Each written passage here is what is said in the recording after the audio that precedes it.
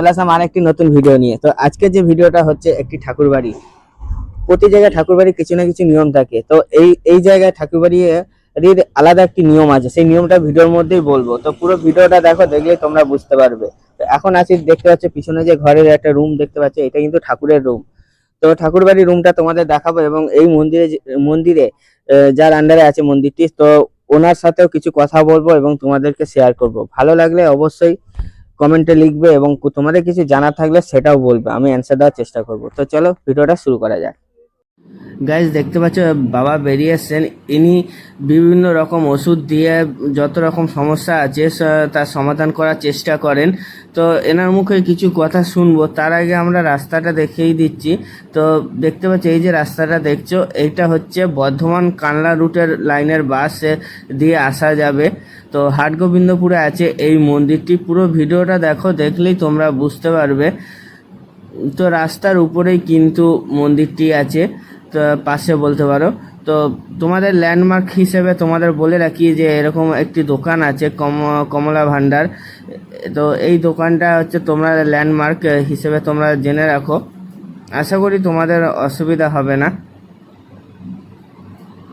তো আস্তে আস্তে মন্দিরের ভিতরে প্রবেশ করব। মন্দিরে কিন্তু একটি আশ্চর্যজনক ঘটনা, যেমন বলতে পারো মন্দিরে আমরা দেখি যে ঠাকুরের মূর্তি আছে, কিন্তু এই মন্দিরে আছে ঘট। মা মনসা ঠাকুরের ঘট আছে। তো তোমাদের দেখাবো এই ঘটগুলো কেন আছে, সেটাও তোমাদের বলবো। তো চলো ভিডিওটা দেখছি এবং মন্দিরের ভিতরে কিন্তু অলরেডি প্রবেশ করেছি। তো এই মন্দিরে যিনি আছেন আর কি তান্ত্রিক, যিনি সেবা করেন মানুষের, তো ওনার মুখে কিছু কথা শুনবো। গাইস, এই মন্দিরটি কিন্তু পূর্বপুরুষ দ্বারা নির্মিত। কারণ হচ্ছে এই মন্দিরটি একটি ঘরোয়া মন্দির। এই মন্দিরের পাশে কিন্তু এনাদের ঘর আছে। তো তোমাদের দেখাবো, বাইরের অংশটা দেখাবো, তোমরা বুঝতে পারবে। তো এই মন্দিরে যদি আসতে চাও, কিভাবে আসবে আশা করি তোমরা দেখলে। বর্ধমান কানলা রুটের বাস ধরবে, বাস ধরে হাটগোবিন্দপুর বাজার পেরিয়ে কিন্তু এই মন্দিরে আসতে হবে। ভিডিওটি স্কিপ করবে না, কারণ এই ভিডিওর মধ্যেই তোমরা জেনে যাবে যে এই মন্দিরে বাবা কখন বসেন, ভক্ত কখন দেখেন, সব কিছু কিন্তু এই ভিডিওর মধ্যেই তোমরা পেয়ে যাবে। তোমাদের বলেছিলাম যেটা ঘরের মন্দির। দেখো পাশে দেখো অনেকজন দাঁড়িয়ে আছেন, এনারা ঘরেরই লোক। তো আপনি পুজোকে আপনি ঠাকুরের দেখাশোনা করেন? হ্যাঁ, আমরা ঠাকুরের দেখাশোনা করি। ঠাকুর পুরো আমার জায়গাতেই, এবং সমস্ত কিছু আজ থেকে 15-16 বছর পূর্বপুরুষের আগে থেকে হ্যাঁ হ্যাঁ হ্যাঁ এই ঠাকুর প্রতিষ্ঠিত। হ্যাঁ। এবং আমাদের পূর্ববর্তী প্রজন্ম যারা, হ্যাঁ তারা এই ঠাকুর নিয়ে বিভিন্ন রকম লোকের উপকারও করে গেছেন। এবং আমি বর্তমানে এই ঠাকুরের সমস্ত আমরা সেবা, এই দুর্গা পুজোর 4 দিন বলিদান, অষ্টমীর খ্যান থেকে আরম্ভ করে সব কিছুই হয়। আচ্ছা সব কিছুই আমরা এগুলো বহন করি। আচ্ছা জাস্ট একটা পুরোহিত নিযুক্ত আছেন এবং পূর্বপুরুষ থেকে তাকে একটু জমি দিয়ে গেছেন, তিনি সেবাটা চালিয়ে যান প্রতিদিন এসে নিত্য সেবা। মানে পূর্বপুরুষ থেকে উনি পুজো করছেন বলে এখনো উনি নিয়োগ আছে, রেখে দিয়েছি। আচ্ছা আচ্ছা আর তাছাড়া সব আমরাই করি। আচ্ছা এবং এখান থেকে আমরা আমার গৃহদেবতা মা মনসা বা দুর্গা, ওনাদের পুষ্প নিয়ে আমরা বিভিন্ন জন আসে যে দাদা আমার এই কাজ করতে হবে, ওই কাজ করতে হবে, আমরা দিই।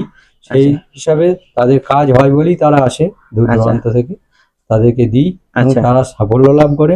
এবং সেই সাফল্য লাভ করার জন্য যার যা মনোবাসনা হয়, আচ্ছা ঠাকুরের মন্দিরের, ধরুন কেউ ভেতরটা বাঁধিয়ে দিল, ইয়ে করে দিয়েছে, একজন বাইরেটা করে দিয়েছে। আচ্ছা, মানে আপনাদের কোনো চাহিদা নেই, আমাদের কোনো চাহিদা নেই, মনোবাসনা অনুযায়ী ওনারা যা করবেন, আসবেন। হ্যাঁ, ঠাকুরের পুষ্প বা ফুল দিয়ে আমরা যতটুকু যা করার করে দেবো। আচ্ছা আচ্ছা। তারপর তাদের কাজ সফল হলে ওনারা ওনাদের ইচ্ছা মতো যেটা খুশি সেটা করবেন। আচ্ছা, সেটা ওনাদের ব্যাপার। আচ্ছা আচ্ছা। গ্রাম পোস্ট হাটগোবিন্দপুর, আচ্ছা, ডিস্ট্রিক্ট পূর্ব বর্ধমান, আচ্ছা পিএস শক্তিগড়। আচ্ছা, কিন্তু মানে আপনার সাথে যখন কেউ মানে যোগাযোগ করবে, কোন টাইমে যোগাযোগ করলে আপনি ফ্রি থাকবেন? আমি এখানে মূলত শনিবার এবং মঙ্গলবার তাদেরকে দেখেন, দেখি বা তাদেরকে পুষ্প দিই। আচ্ছা, এই মন্দিরে যে ঘটগুলো দেখলাম, ওইগুলো কিসের? মায়েরই ঘর ছিল? মায়েরই ঘর ছিল। ওটা পূর্বপুরুষ থেকে আছে? পূর্বপুরুষ থেকেই আছে। ওই ঘট পাল্টানো হয়নি তো? না, ওই ঘট একমাত্র দশহরায় পুজোর দিন ওটাকে পাল্টানো হয়। আমাদের পাল্টানো বলতে ঘট পাল্টানো হয় না। আচ্ছা, ঘরটাকে পরিষ্কার করে আবার ঠাকুরের কাপড় চোপড় পরানো হয়। আচ্ছা হ্যাঁ, আচ্ছা। এই আচ্ছা হ্যাঁ, পুজো আজা হয়, গোটা গ্রামবাসী এখানে পুজো দিতে আসে। আচ্ছা আচ্ছা হ্যাঁ, দশহরার দিন। আচ্ছা আচ্ছা এবং দুর্গাপুজোর 4 দিন পাথর মূর্তি, যে দুর্গা মূর্তি আছে আচ্ছা তার 4 দিন পুজো হয়, সন্ধিক্ষণ হয়। হ্যাঁ, আচ্ছা এগুলো হয়, বলিদান হয়। আচ্ছা আচ্ছা তাহলে হয়। আর বাৎসরিক উৎসব বাৎসরিক উৎসব বলতে আমাদের এইটাকে উপলক্ষ করে কোনো বাৎসরিক উৎসব হয় না। মানে ওই দিনই মেন যে পুজোটা হয় ওই দিনই হ্যাঁ, হয়। ওই দশহরা, আচ্ছা মনসার দশহরা আচ্ছা এবং আপনার দুর্গা পুজোয় দুর্গার দেবী মূর্তির আচ্ছা 4 দিন, ষষ্ঠী, সপ্তমী, অষ্টমী, নবমী, দশমী। আচ্ছা নবমীর দিন বলিদান হয়। আচ্ছা হ্যাঁ। আচ্ছা ঠিক আছে, ধন্যবাদ। আমি যে মন্দিরগুলো ধরুন ঘুরে ঘুরে ভিডিও বানাই, সব মন্দিরে দেখেছি ঠাকুর আছে, কিন্তু এই মন্দিরে দেখছি ঘট আছে। তার মানে এর কিছু কাহিনী যদি থাকে বলে। এর কাহিনী বলতে আপনাকে বলি, মানে আমাদের শোনা কথা, আচ্ছা মানে পূর্বপুরুষদের কাছে শুনে এসেছি আচ্ছা যে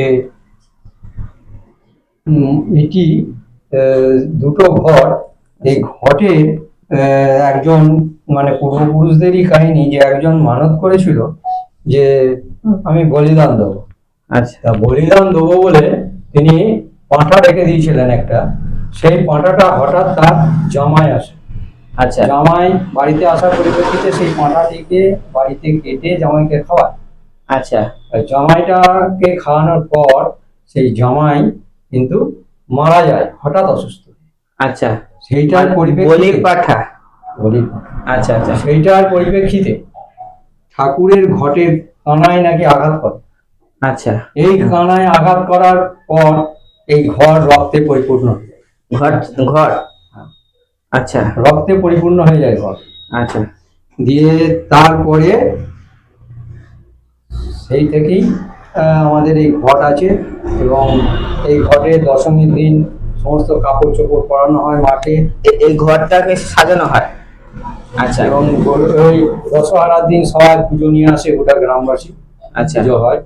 আচ্ছা হ্যাঁ? আচ্ছা এবং এখানে পাথর মূর্তি, দেবী দুর্গার মূর্তি আছে, এই যে পাথর প্রতিমা, আচ্ছা এগুলো পাথর প্রতিমা। আচ্ছা এই দেবী দুর্গার পাথর প্রতিমাতে আমাদের বহু পূর্বের পূর্বপুরুষদের ইয়ে, সেই হিসাবে আমাদের বলিদান হয়ে আসছে আচ্ছা। যুগের পর যুগ। আচ্ছা। তা এর কাজে এই ক্ষেত্রে আমরা কোনো সরকারি সহযোগিতা পাই না, এটাই সব থেকে আশ্চর্যের বিষয়। আচ্ছা যেহেতু আমাদের মূর্তি নেই, প্যান্ডেল হয় না, হ্যাঁ, আচ্ছা আমরা পাই না কোনো সহযোগিতা, সরকারি পাই না। আচ্ছা। এটা আমাদের নিজেদের সহযোগিতায়, ঠাকুরের ইচ্ছায় এটা এই হবে। সেবা বলবৎ করা হয়।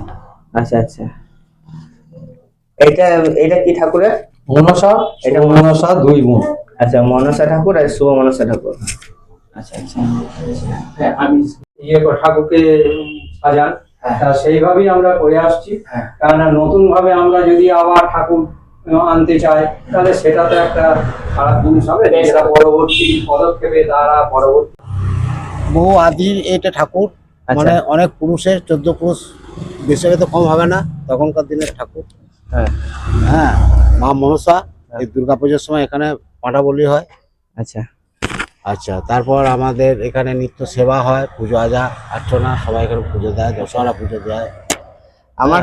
আমার কথা হচ্ছে যে এই এনার মুখে তো শুনলাম কিছু কথা, তো আপনারা যারা পাড়ায় থাকেন আর কি, ওনারাও এই মন্দিরকে মানেন তো? হ্যাঁ, সবাই মানে, সবাই মানে এই মন্দিরকে। হ্যাঁ, এবং আপনাদের অসুবিধা হলে এই মন্দিরে মায়ের কাছে প্রার্থনা করেন? প্রার্থনা করা হয়, পূরণ হয় তো? হ্যাঁ, প্রার্থনা করে, পূরণ হয়, মানসিক করে। আচ্ছা, এই মন্দিরে পূরণ হয়। হ্যাঁ, খুবই জাগ্রত মন্দির একটি না? জাগ্রত মন্দির। আচ্ছা আচ্ছা, তো এই মন্দিরে অনেক ভক্তরাও আছে তো? হ্যাঁ, ভক্ত আছে, এই সামনে একজন আসছে ভক্ত, ওনার কাছে কিছু ভক্ত শুনুন, আচ্ছা বলতে আচ্ছা, পারবে। ভক্ত আছেন। ও এখানে এসো।